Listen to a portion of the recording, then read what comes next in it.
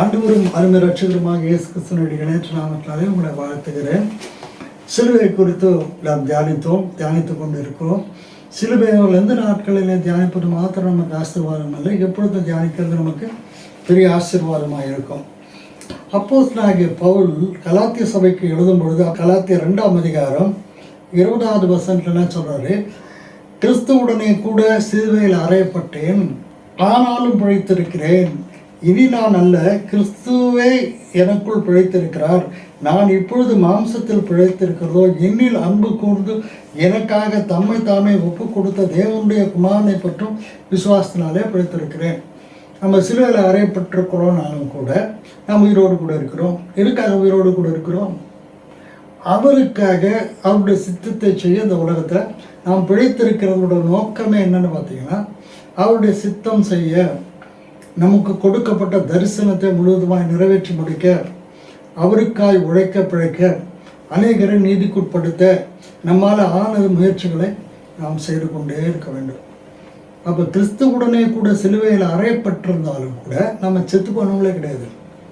நம்மளோட ஆசை இச்சைகளை தான் அறையிறோமே ஒழிய நம்ம அறையில. நாம் உயிரோடு இருக்கிறோம்.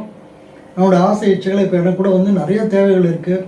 ஊழியத்துக்கு நிறைய எக்யூப்மெண்ட்ஸ் வாங்க வேண்டியிருக்கு. ஏன்னா நிறைய கட்டுமான வேலைகள் இருக்குது. எனக்கு இன்னும் கூட ஒரு கார் கிடையாது, வாடகை காரில் போய் கொண்டிருக்கிறேன். நிறைய எனக்கு மருத்துவ செலவுகள் உண்டு. பல செலவுகள் எனக்கு இருந்தாலும் நான் என்ன செய்கிறேன்னா, அவருக்காக இந்த உலகத்தில் உயிர் வாழ்ந்து கொண்டிருக்கிறேன். தேவைகளுக்காக ஜெபிக்கிறேன். கிடைத்தால் ஸ்தோத்திரம், ஒருவேளை கிடைக்காவிட்டால் அல்லேலூயா ஸ்தோத்திரம். நம்ம அப்படித்தான் இருக்கிறதா கிறிஸ்துவுடனே கூட சிலுவையில் அறையப்பட்டிருக்கிறது. எனக்கு வேண்டாம் நீங்கள் சொல்லாதீங்க. வேண்டாம்னு சொல்லுறது என்னை பார்த்தா ஓரளவுக்கு தப்பு. ஏன்னா சில நேரங்களில் கர்த்தர் நம்மளுடைய ஊழியத்துக்கு தேவையானவர்களை அள்ளி கொடுக்கிறார். நம்ம வேண்டாம்னு சொல்ல வேண்டாம். அப்போஸ்தலனாகிய பவுல் போகும்பொழுது ரோமாபுரிக்கு போகிற வழியே அந்த கடலில் கப்பல் சேரும். நம்மளுக்கு தெரிஞ்ச ஒரு வேத பகுதி அப்போஸ்தலரில் வருது. அப்போ கப்பல் நொறுங்கி போனது. அங்கே ஒரு தீவுக்கு போனார். அந்த தீவில் அவர் ஃபஸ்ட்டு ஒரு பாவி அப்படின்னு வந்தார். அப்புறம் கையில் அந்த விரியன் பாம்பு கடித்தது. அதை உதறிட்ட உடனே அவர் தெய்வம் நினச்சி அவருக்கு எருதுகளை பலிக்கிட்ட பெரிய கூத்து கும்பலாக நடக்கு. அப்புறம் வீட்டில் அந்த அந்த அந்த ஊரோட தலைவன் கூப்பிட்ட உடனே அவங்க வீட்டில் சுகம் அளிக்கிறாரு கர்த்தர். அவர் மூலமாக எல்லாம் முடிஞ்ச உடனே அவர் நிறைய வெகுமதிகளை கொடுத்தார். பவுல் அதை வேண்டாம்னு சொல்கிறதுக்கான கேட்கறதுக்கான அதிகாரமும் நமக்கு இல்லை. கொடுத்ததை வாங்க மாட்டேன்னு சொல்கிறதுக்கான அதிகாரமும் நமக்கு இல்லை. அதை அவர் பெற்றுக்கொண்டபடினால, அவருடைய கையில் நிறைய காசு பணம் இருந்ததுனால அவர் திருப்பி போகும்பொழுது அவர் சொகுசு கப்பல்லே போனார். இப்போ கூட சாப்பிட்றதுக்கு போயிருந்தோம். கூட ஊழியக்கார் சொன்னார், சின்ன ஹோட்டலில் நல்லா சாப்பிட்ருக்கலாமே அப்படின்னாரு. அது நல்ல ஆலோசனை. அது என்னுடைய பர்சுக்கு ரொம்ப பிரயோஜனமாக இருக்கும். ஆனாலும் கூட கர்த்தர் என்னை நல்ல இடத்துக்கு போக சொன்னார். நான் நல்ல இடத்துக்கு போனேன்.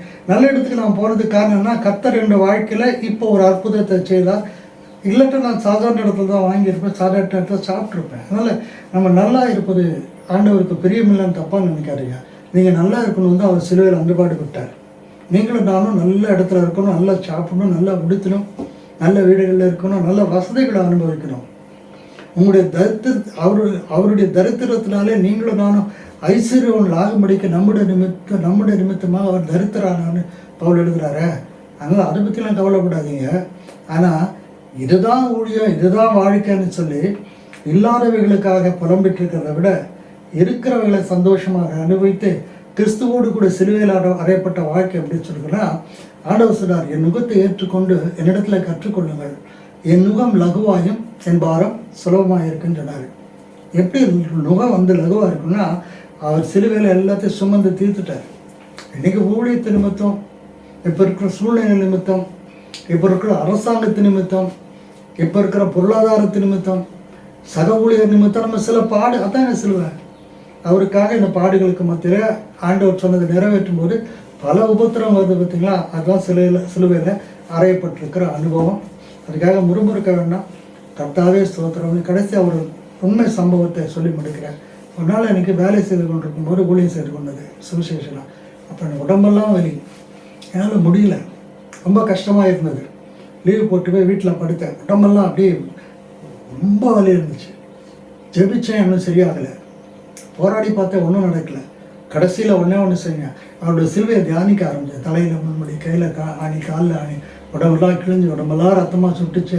அதை தியானித்து நான் முடிக்கிறதுக்குள்ளே என் உடம்புல ஏதோ ஒரு மாற்றம் எனக்கு தெரிஞ்சுது.